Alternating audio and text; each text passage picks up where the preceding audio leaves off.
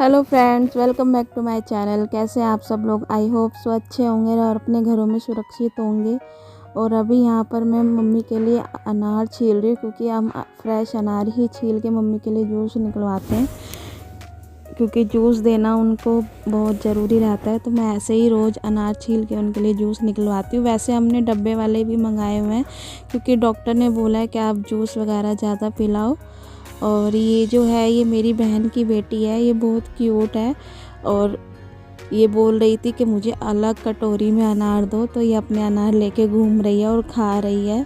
तो बस अभी मैंने अनार छील दिए हैं और इसके बाद अभी इसको मैं बाद में इसका जूस निकलवाऊंगी। और अभी ना मम्मी थोड़ा आराम कर रही है, उनको आराम करने के लिए बोला हुआ है, तो इसीलिए हम ज़्यादा उनको परेशान नहीं करते हैं, बिल्कुल भी डिस्टर्ब नहीं करते हैं। जब जब मुझे उनको खाना पीना देना रहता है तो मैं उनको उठा के देती रहती हूँ, क्योंकि डॉक्टर ने बोला है हर आधे घंटे में उनको कुछ ना कुछ देते रहना चाहिए, ताकि उनका जो वेट है वो कम ना हो। और यहाँ पर ये अलग लगी हुई है। और अभी ना मैं मम्मी से पूछ रही हूँ कि मम्मी मैं जूस दे दूँ आपको, या कुछ खाने को और कुछ चाहिए तो मम्मी ने बोला है कि अभी थोड़ी देर में मैं जूस लूँगी, तो मैं अभी उनको जूस दे दूँगी। और यहाँ पर ये मेरी छोटी बहन है, ये आई हुई थी, तो मैंने आपको बताया नहीं था।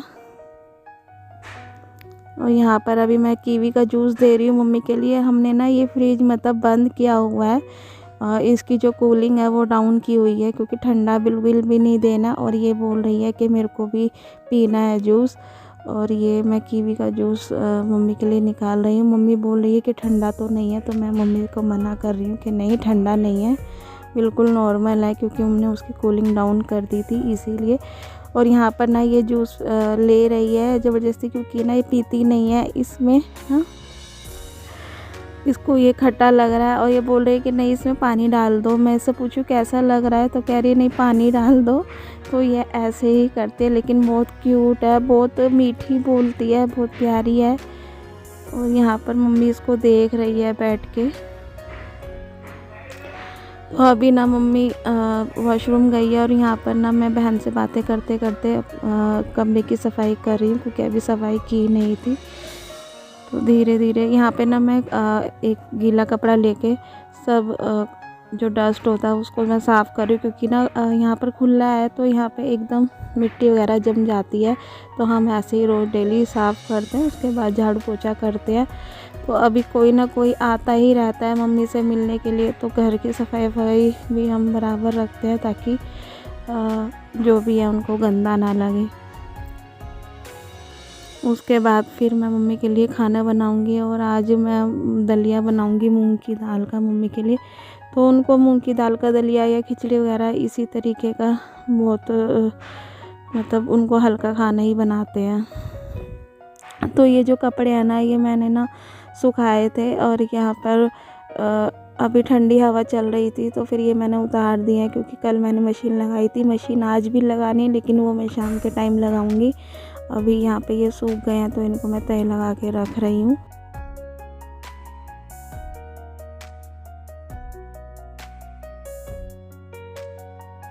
Everyone, good evening. शाम का टाइम हो रहा है, 7:30 बज रहे हैं, और अभी मैंने पूजा की है, क्योंकि थोड़ी देर हम बैठ के बातें कर रहे थे। बहन आई हुई है, मैंने आपको बताया नहीं था, पर छोटी बहन आई हुई है। और यहाँ पर ना ठंड बहुत ज़्यादा हो रही है, दिल्ली में बहुत ठंड हो रही है। तो बस अभी पूजा करके ही मैं अभी बैठी हूँ, और मम्मी अभी सो ही रही है, क्योंकि मम्मी को जितना आराम करेंगी उतना ही अच्छा है। अभी वो सोई हुई हैं, तो हमने अभी उठाया नहीं है। खाना मैं कुछ ना कुछ मम्मी को दे रही हूँ, क्योंकि डॉक्टर ने बोला था, जैसे मैंने आपको बताया था कि डॉक्टर ने बोला था कि थोड़ी सी भी वीकनेस नहीं आनी चाहिए। जो उनका वेट है वो वेट कम नहीं होना चाहिए, उनको कुछ ना कुछ खिलाते रहना है। क्योंकि जो कीमोथेरेपी, उनकी फर्स्ट कीमोथेरेपी हुई थी, उसके बाद बहुत ज़्यादा दिक्कतें होने लग गई थी, और बहुत ज़्यादा दिक्कत हो रही हैं, और दिन पे दिन दिक्कतें बढ़ रही हैं। क्योंकि जब कीमोथेरेपी मम्मी की फ़र्स्ट टाइम चढ़ी थी, तीन तारीख को मम्मी को कीमोथेरेपी दी गई थी और उसके बाद मम्मी को दिक्कतें शुरू हो गई थी, उनको लूज मोशन वगैरह हुए थे और उसके बाद वीकनेस बहुत ज़्यादा आने लग गई थी। तो डॉक्टर ने बोला था कि ये सब चीज़ें होंगी, उल्टियाँ लगेंगी। तो उसके बाद मम्मी से फिर कुछ खाया पिया नहीं जा रहा था क्योंकि गैस वगैरह बहुत ज़्यादा बन रही थी। तो गैस बनने से मम्मी के मुंह में छाले हो गए थे, तो उसकी वजह से फिर कुछ भी नहीं खाया जा रहा था मम्मी से। तो उसके बाद फिर हम मम्मी को जूस वगैरह देते हैं, काफ़ी मतलब लिक्विड फॉर्म में ही हम उनको खाने को देते हैं ताकि जो उनका खाना पूरा होता रहे और उनके अंदर कमज़ोरी ना आए। तो बस यही हम सुबह से इसी चीज़ में लगी रहती हूँ। और परसों तो पहले धीरे धीरे मम्मी के डॉक्टर ने बोला था कि ये दवाई जो होती है वो बहुत ज़्यादा गर्म होती है, क्योंकि कीमो जो वो होती है दवाई वो बहुत ज़्यादा गर्म होती है। और इसको देने के बाद फिर जो पेशेंट के बाल वगैरह है वो उतरने लगते हैं। तो मम्मी के बाल उतरने लग गए थे। तो धीरे धीरे थोड़ा थोड़ा उतरते थे, लेकिन ये नहीं पता था कि एकदम से इतने सारे बाल मम्मी के परसों बहुत सारे बाल मतलब एकदम से उतरने लगे थे। मम्मी बाल बना रही थी और मम्मी एकदम देख के रोने लगी, तो हम भी रोने लगे थे क्योंकि मम्मी को हमने बताया नहीं है बिल्कुल भी कि उनको ये दिक्कत है, उनको कैंसर की प्रॉब्लम है। हमने मम्मी को बिल्कुल भी नहीं बताया इस चीज़ के बारे में, क्योंकि होता है ना कि जब आप पेशेंट को बता देते हो कि आपको ये बीमारी है और ये ऐसी बीमारी है कि जो इस चीज़ को मतलब झेल गया वो अच्छी बात है, नहीं तो ये बहुत बड़ी बीमारी है, इसको झेलना भी बहुत मुश्किल है। तो वही मम्मी को हमने इस वजह से बताया नहीं था, क्योंकि वो बहुत ज़्यादा छोटी सी छोटी चीज़ों को लेकर टेंशन में आ जाती है और ये तो बहुत बड़ी बात थी, इसलिए हमने बताया नहीं। और अपने पूरी रिश्तेदारी को भी, जो भी हमारे रिश्तेदार थे उनको भी हमने बताया नहीं था, काफ़ी लेट हमने बताया। इसलिए नहीं बताया था उनको भी क्योंकि हम नहीं चाहते थे कि मम्मी को कहीं ना कहीं से ये बात का पता चले, और अगर उनको पता चल जाता तो फिर हमारा जो हम इलाज करा रहे हैं उनका वो भी कराना मुश्किल हो जाता, क्योंकि मम्मी बहुत ज़्यादा टेंशन में आ जाती तो फिर कुछ भी नहीं हो पाता और दिक्कतें बढ़ जाती। इस वजह से फिर हमने मम्मी को बताया नहीं, रिश्तेदारों को भी नहीं बताया, और जिनको बताया भी था हमने रिश्तेदारों को तो फिर उनको हमने बोल दिया था कि मम्मी तक ये बात नहीं पहुंचनी चाहिए, क्योंकि वो बहुत ज़्यादा टेंशन में आ जाएंगे। और सभी अधिकतर रिश्तेदार ये चीज़ को जानते हैं कि नहीं, कि उनको नहीं पता चलना चाहिए, क्योंकि वो बहुत, मेरी मम्मी जो है ना वो बहुत कमज़ोर दिल की हैं। वो छोटी छोटी चीज़ों में भी ना बहुत टेंशनें ले लेती है, क्योंकि हमारी वो बहुत ज़्यादा टेंशनें लेती हैं, बहुत ज़्यादा हमारे बारे में सोचती हैं, तो इसलिए फिर हमने उन्हें बताया नहीं था। तो अभी तो बस मैं ही हूँ और छोटी बहन भी आई हुई है, तो मम्मी की हम देखभाल कर रहे हैं यहाँ पे। उनकी जो उनको देना रहता है वो सब हम करते हैं ताकि जल्द से जल्द मम्मी ठीक हो जाए। भगवान से दुआ कर रहे हैं हम सब के जल्दी से जल्दी ठीक हो जाए, क्योंकि हम सभी परेशान हैं अपनी मम्मी के लिए।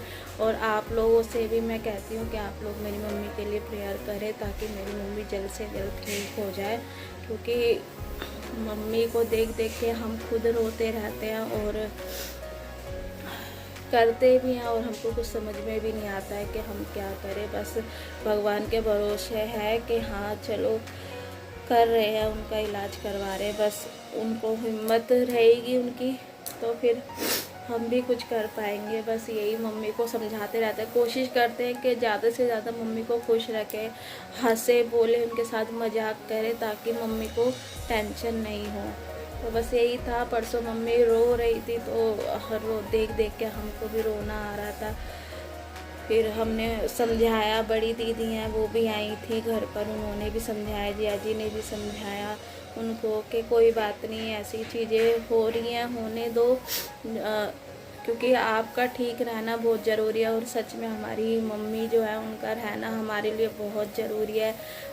मैंने जैसे आपको पहले भी बोला था, क्योंकि हमारी मम्मी है, मेरी मम्मी है इस घर में, तो ये घर घर लगता है। नहीं तो मम्मी के बिना हमारा ये घर घर ही नहीं लगता है। और ना सब मम्मी से मिलने आ रहे हैं, जो भी रिश्तेदार है वो रोज़ रोज़ मिलने आते रहते हैं। तो इस वजह से मैं ब्लॉग भी नहीं आया था मेरा, तो अभी मैं आपके लिए ब्लॉग बना रही हूँ। आप लोगों ने जैसे मुझे पहले सपोर्ट किया है और अभी भी ऐसे ही सपोर्ट करें, आगे भी सपोर्ट करें, आगे भी अपना प्यार दें और मेरी मम्मी के लिए ज़रूर प्रेयर करें।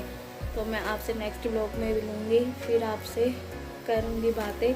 तो जब तक के लिए बाय। और कोरोना चल रहा है तो आप लोग सुरक्षित रहें अपने घरों में और अच्छे से रहें, अपने फैमिली में अपना ध्यान दें और फैमिली के साथ हैप्पी रहें।